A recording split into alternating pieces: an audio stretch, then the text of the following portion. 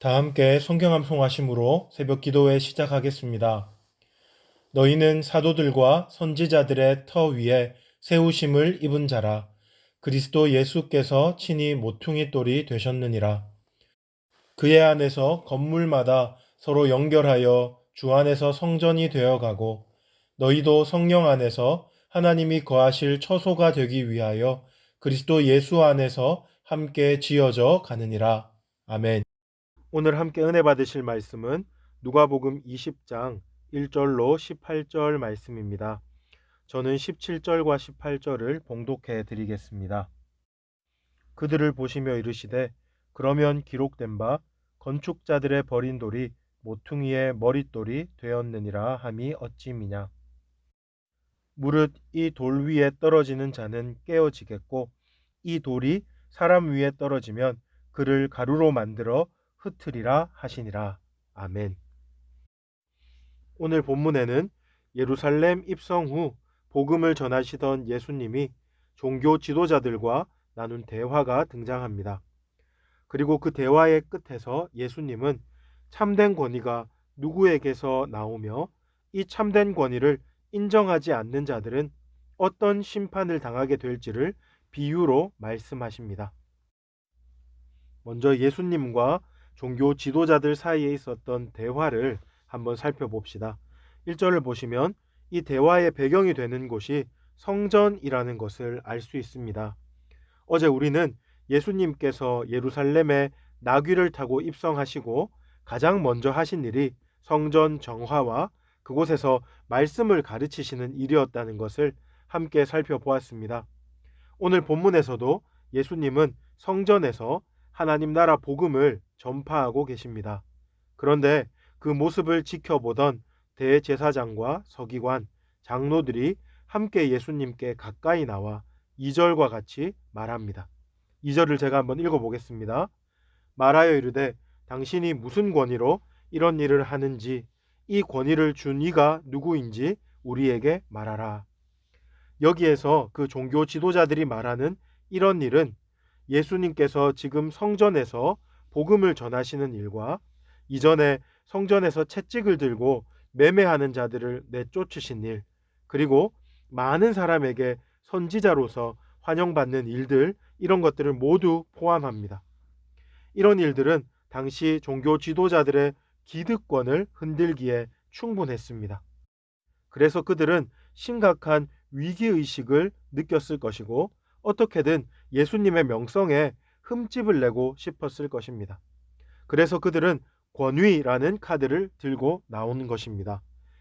예루살렘 성전을 중심으로 사역하며 사내들인 공회에서 종교 지도자로 인정받았던 자신들과는 달리 당시 예수님은 나사렛이라는 촌동네 출신으로서 종교인인지 정치인인지 혁명가인지 선지자인지 그 정체가 모호한 상황이었습니다.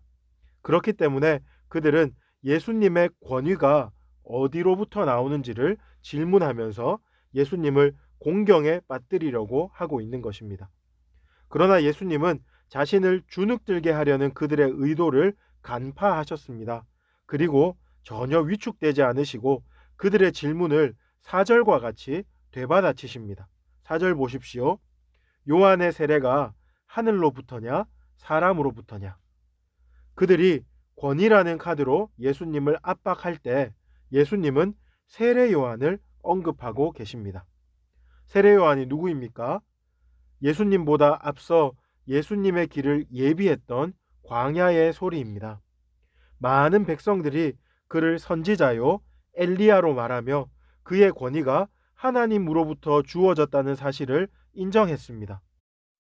하지만 당시 섭정왕이었던 헤롯을 비롯한 많은 정치 지도자들은 요한을 반동분자의 하나쯤으로 치부했고 그리고 권력에 아첨하던 종교 지도자들 또한 세례 요한의 권위를 인정하지 않았습니다. 지금 예수님은 이 세례 요한을 언급하심으로써 그들이 내세우는 권위라는 것이 얼마나 헛되고 무의미한 것인지를 알려주고 계시는 것입니다. 5절로 6절까지를 보시면 거기서 드러나는 것처럼 그들이 생각하는 권위는 다분히 정치적인 것입니다. 그러나 참된 권위는 사람들의 인정을 받아야 생겨나고 그렇지 않으면 사라지는 그런 것이 아닙니다. 오히려 참된 권위는 하나님으로부터 주어져서 때때로 수많은 반대자에 의해서 거부되고 핍박을 받는다 할지라도 결코 줄어들거나 없어지지 않는 것입니다. 마치 세례 요한의 권위처럼 말입니다. 매우 정치적이었던 당시 종교 지도자들은 자신들의 지금까지 쌓아 올린 권위를 잃을까 봐서 예수님의 질문에 선뜻 대답을 못하고 얼른 꼬리를 내려버렸습니다. 그때 예수님은 한 가지 비유를 더 들면서 참된 권위는 오직 하나님에게서부터 나오는 것이며 만일 그 참된 권위를 인정하지 않을 때 하나님께서 어떤 심판을 내리시는지를 말씀하십니다. 본문 9절부터 시작되는 비유는 포도원 농부 비유라는 이름으로 잘 알려져 있는 비유입니다. 비유의 내용은 이렇습니다.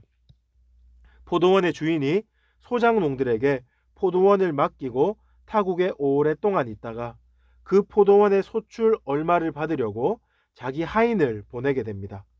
그러나 소작농들은 주인에게 마땅히 보내드려야 하는 소출을 보내기가 싫어서 하인들을 때리고 능욕합니다. 그러자 주인은 자신의 아들을 보내면 그들의 태세가 달라질 것이다 생각하며 아들을 직접 보내지만 오히려 소작농들은 어떻게 합니까? 아들을 죽이고 포도원을 자신들의 차지로 만들려고 합니다. 이제 주인은 더 이상 참지 못하고 그 농부들을 진멸하고 포도원을 다른 사람들에게 맡기겠다고 합니다.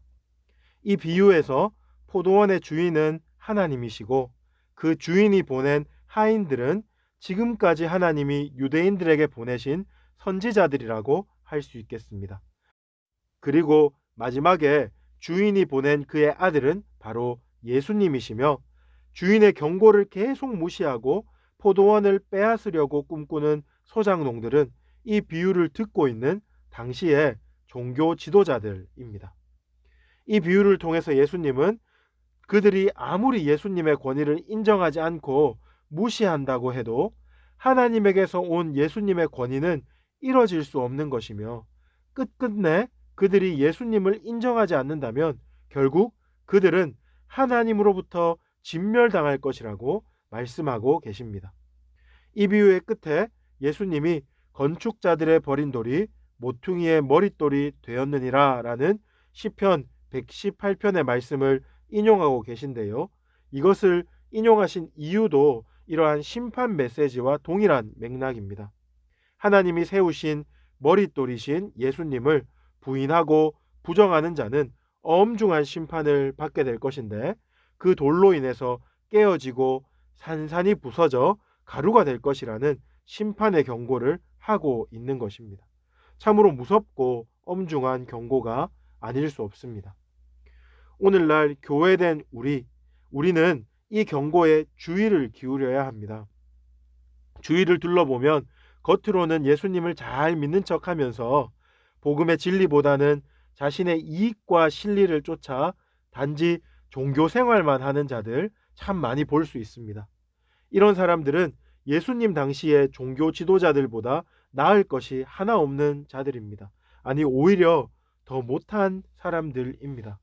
그러므로 우리는 겉모양만 번지르르한 종교인 예수님 당시 종교 지도자들의 후예가 되지 않도록 항상 깨어 있어야 하겠습니다. 어떻게 하면 깨어 있을 수 있겠습니까? 하나님의 인정보다 사람의 인정을 더 갈망하는 마음, 하나님의 평가보다 사람의 평가를 더 두려워하는 마음을 항상 십자가 앞에 들고 나가서 회개하고 하나님, 이제 하나님만 의지하고 하나님만 사랑하겠습니다 라고 결단할 수 있어야 하겠습니다. 단지 교회 생활에서만 아니라 내 삶의 전 영역에서 이 고백이 유효하도록 우리는 깨어 기도해야 합니다. 이렇게 말하면 뭔가 대단한 결단을 요구하는 것 같이 들리실 수도 있겠지만 사실은 이것이 성도의 기본값입니다. 성도라면 누구든지 이렇게 살아야 하는 것입니다. 하나님의 사람은 그 무엇보다도 하나님을 사랑합니다. 하나님의 사람은 그 누구보다도 하나님을 두려워합니다. 하나님의 사람은 어떠한 상황에서도 하나님만 의지하는 것입니다. 우리는 오늘 본문을 통해서 예수님께서 주신 이 말씀을 다시 한번 기억하고 이 단순한 진리를 마음에 새길 수 있어야 하겠습니다.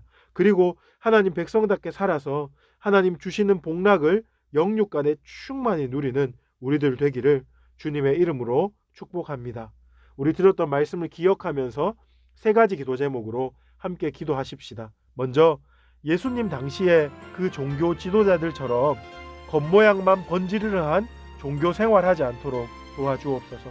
하나님을 인정하고 경외하며 그렇게 따르는 온전한 신앙생활을 할 수 있도록 도와주옵소서. 두 번째로 내일 드려지는 주일 예배 가운데 하나님의 강력한 임재하심이 있게 하여 주옵소서. 말씀의 풍성한 나눔을 통해서 순모임이 더욱 든든히 설 수 있도록 도와주옵소서. 마지막으로 코로나19 사태 속히 종식되게 하여 주시고 특별히 교회를 불쌍히 여기사 이번 일을 통해서 교회가 새롭게 되고 더욱 하나님 앞에 겸손해지는 계기가 되게 하여 주옵소서. 은혜를 베풀어 주옵소서. 우리 나눈 기도 제목 가지고 또 여러분 가지고 계신 기도 제목 가지고 주여 부르짖고 함께 기도 시작하시겠습니다. 주여